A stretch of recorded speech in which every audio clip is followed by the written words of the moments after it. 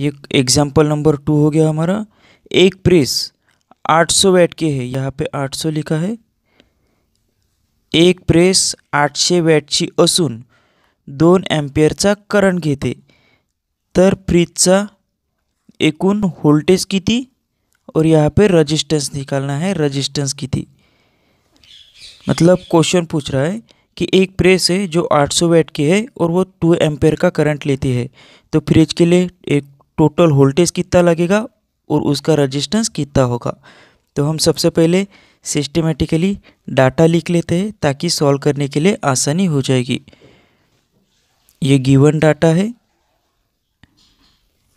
अब प्रेस का जो वैट है वो P इक्वल टू कितना हो जाएगा 800 वैट, तो हम 800 वैट यहाँ पे लिख लेंगे। उसके बाद में जो करंट की रेटिंग है वो कितनी दी है 2 एम्पियर, तो हम यहाँ पे 2 एम्पियर करंट की रेटिंग है। हमें निकालना क्या है, वोल्टेज और रजिस्टेंस।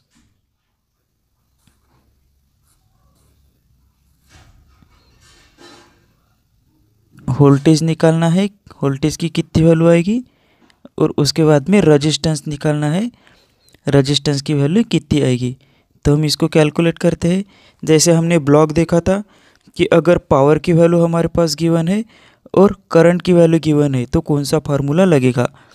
तो यहाँ पे हम वोल्टेज को कैलकुलेट कर लेते हैं। सबसे पहले पावर और करंट की वैल्यू अगर हमारे पास गिवन है तो उसके लिए फार्मूला हो जाएगा पावर डिवाइडेड बाय करंट।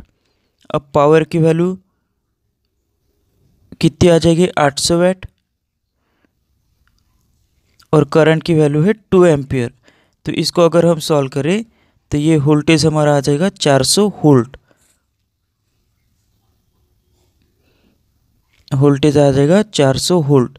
तो हम यहाँ पे लिख लेंगे वोल्टेज की वैल्यू कितनी आ गई 400 वोल्ट। ये हमारा आंसर नंबर 1। उसके बाद में हमें रजिस्टेंस की वैल्यू निकालना है। तो रजिस्टेंस के लिए फार्मूला क्या हो जाएगा, जब हमारे पास पावर और करंट दिया गया है तो P divided by I square.